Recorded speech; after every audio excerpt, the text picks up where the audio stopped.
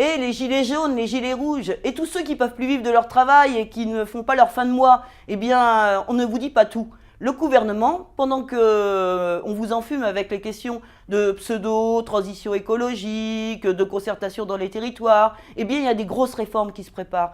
Et ces grosses réformes, elles vont encore atteindre à vos droits, à votre pouvoir d'achat.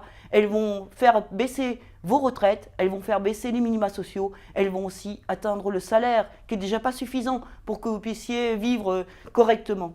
Donc, il ne faut pas vous laisser avoir par tout ça, il faut vous mobiliser. Parce que, par exemple, on prépare en ce moment une réforme de l'assurance chômage. Savez-vous que seulement 40% des demandeurs d'emploi sont indemnisés dans ce pays et le gouvernement veut récupérer encore 4 milliards d'euros sur le dos des pauvres. 4 milliards d'euros, comme vous le savez, c'est justement à peu près le montant qu'on a offert aux riches en supprimant l'impôt sur les grandes fortunes.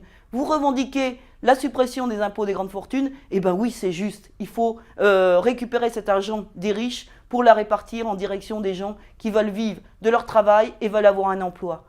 Se prépare également une réforme des retraites. Et cette réforme des retraites, on n'en dit pas mot. Le gouvernement ne dit pas comment elle va être destructrice de droits. Et pourtant, on veut atteindre à peu près 90% des salariés en baissant leur retraite d'environ au moins 30%. Savez-vous qu'en moyenne, les retraites pour les femmes du secteur privé qui ont travaillé toute leur vie, c'est 800 euros par mois. C'est justement ce que disent partout les gens qui sont en colère. Avec 800 euros, on ne peut pas vivre. Il faut empêcher cette réforme des retraites et il faut se mobiliser pour augmenter les salaires, pour augmenter les retraites, pour supprimer la taxe de la CSG sur les retraites. Et pour ça, il faut tous se mobiliser ensemble.